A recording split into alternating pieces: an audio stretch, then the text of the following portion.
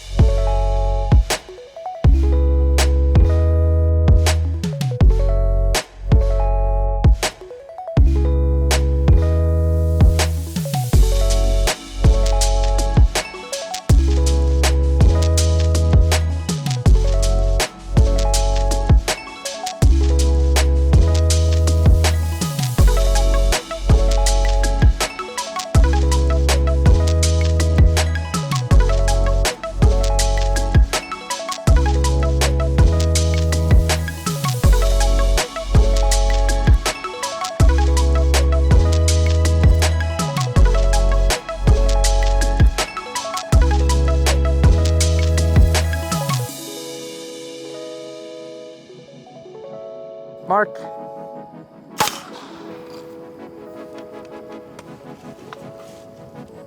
Violet. I think she's got knock speed and top speed. She's pretty quick. She leaves some weight behind her. She looks like an Evinrude. She gets after it, man. Man, I got a question. Yeah. I'm sure you've heard this situation before, but like I've got several gun dog owners, and the way I can best describe it is they approach the opening of duck season with their dog the same way I have buddies that approach the opening of archery season with their bow. Yeah. Like their dog sat in the backyard or in the house all summer, and then it's a week before duck season, they're like, well, I better throw them some dummies, and then they try to rush all that training. But not only that, I've seen guys just get so mad at their dog because they don't act like just a prize winner champion of a dog when they haven't done anything. Right. I mean, what do you suggest for stuff like that? You're way better versed at that stuff than I am. Yeah, for me, it's like, these dogs are pro athletes. This is what they do, and a pro athlete's preparing year round. And for me, honestly, training the dogs year round is what makes it fun. So I'm preparing year round, but yeah, if you're gonna do that and let your dog sit, I think that's just an expectation problem. You can't expect much from them if you haven't prepared for them. So, on that first hunt, if they've been sitting, especially if you're rolling up to the season right now and you're like, oh no, that's a good point. My dog is kind of like an athlete and I haven't prepared them.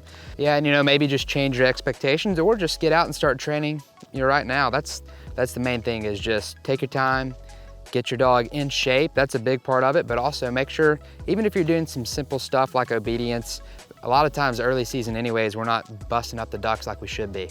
So a lot of just sitting here, honestly, like we're doing right now, just sitting back, talking and hanging out and having a good time. That's the best thing that ever happened to me. I mean, like, the first gun dog I ever had was night and day difference in what I was able to do with Knox. And it wasn't like I put all this pressure on myself that I had to have these massive training sessions every time we went out, where with him, it's just kind of more casual, just exactly like you said, like we're doing right now. And that way he's more confident, I'm more confident. It just makes the whole experience of hunting with a dog more fun. That's awesome, man. Yeah. I completely agree with you on that.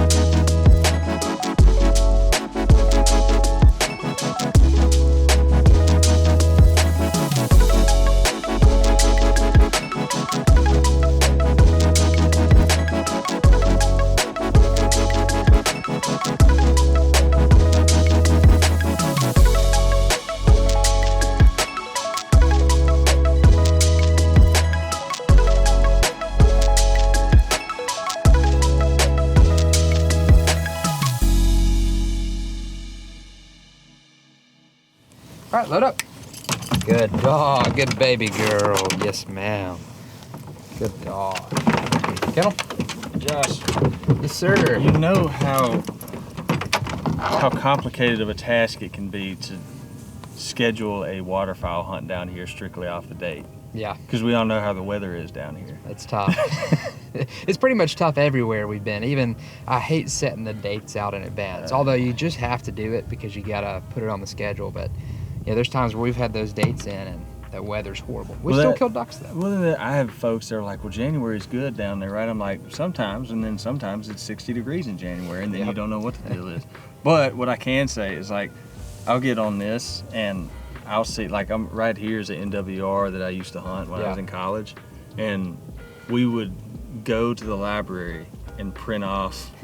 We'd pay extra for the color printer. We'd print off Google Earth screenshots, and we'd be walking around out there. We'd unfold that paper map, and part of it would be, you know, like it got wet because it sweat on it. It'd be blurry and stuff. We'd like, I think we're right here. Well, this stuff it's nice, man, to be able to do this. But you know, growing up in Mississippi, I've definitely got some options that we can look to, like this area right in here. That's looking good. It bumps up next to some really good, I mean, geographically it's in a good location. You know, the Mississippi Delta, that's kind of one of the things the Mississippi Delta is not known for too much, but it's a good spot for waterfowl hunting historically.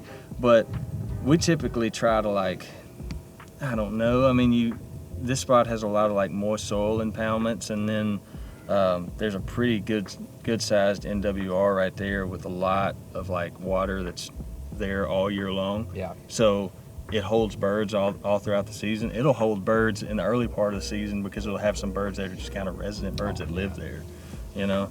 So I don't know. I mean, what are you thinking on your side? Yeah. Anything over here? Or? Yeah. So I'll pull my app up here, and me and my buddies. That's we were talking about duck hunting, and we were pulling up the Google Maps there, just trying to like dive in and figure out where we're gonna go. I mean, we can hunt at our training grounds here.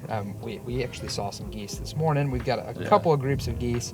Maybe not like, I mean, it's pretty much guaranteed, but it's also not like we're not gonna just get a ton of geese. We could get some wood ducks. But also, we used to hunt back up in two places, and I'll pull it up here on my map and kind of show you here. Mm-hmm. Over at Gunnersville, it's a very unique place, and a lot, you know, you'll see back in the day on the forums, everybody saying, you know, this is a terrible place to hunt. But that's not necessarily the case if the birds are there. But it is pretty crowded. So just like any public land that we're getting after, it could be crowded. But we had some good spots from all over this place. But we would go in, find the birds, you know, look, if we had this would have been just a total game changer, because we were having to, you know, when we're going out there at 1 a.m. or 2 a.m. on our little GPS, hoping that everything's marked right on our boat, you know, we're just hoping it's marked right. If we would have had this, we could have, you know, absolutely knew we were in the right spot. Makes a world of difference. Because right now, I couldn't tell you exactly where we hunted. It's been so long since I've been up there. So, you know, we'd have to go back and scout it out again. Yeah. Dude, this is a game changer. Just all the different tools, like you said. You know, there was like a lot of times like we want to go check spots out, but then it was just up to our memory, and you know, we didn't write anything down. We should have, but that's a game changer. What you're talking about there. Yeah. Like, I love the white pin idea, putting a white pin down. Means so it's a prospect. It means you haven't been there yet. Yeah, that's what I like. That's what I do all the time, whether like public or private. Because like I said, the spot that I'm thinking about us going to, I hunted it some last year, but a bunch of it is like haven't been touched. So I just go through and like mark these little prospective spots, and then when you and I get together go on that hunt, we'll hit some of those up, and if they're money, then I'll change them blue and we keep them. If they're garbage, then we delete it. And then we move on. Dude, that's awesome. I love it. This is cool. But yeah, man, I mean, like typically what I do is just something like this, and I don't know exactly where we'll end up, but like this place that I was telling you about, we haven't spent a lot of time out there, so I just went through dropping waypoints on spots that were obvious, like sloughs or spots that are going to hold water, runs. If you even zoom in tighter on some of this stuff, you can kind of pick out where some of your larger timber holes would be. But that's kind of what I'm thinking. Between you and me, we can just kind of keep in contact and say, hey, there's birds here, we can go. Or if you get a lead on your end, I'll keep dropping waypoints and picking out spots in between the two of us, we should be able to come up with something. Hey, I think that's good. We got to get these dogs on some birds. Yeah, they did get on training today. It was kind of good to see them working together. If we, man, it'd be awesome if we could get on a little timber hunt. That would be. Yeah. But no, like you said, let's play it by ear. Let's stay in touch. Maybe get out there and wherever the birds are. I don't care if it's a field. I don't care if it's timber. We want to get these dogs on at least a few birds because they're doing good for us, and we got to reward them for what they're doing. I love watching them train, but what I love more is watching them pick up ducks. Oh, dude, you can't beat it.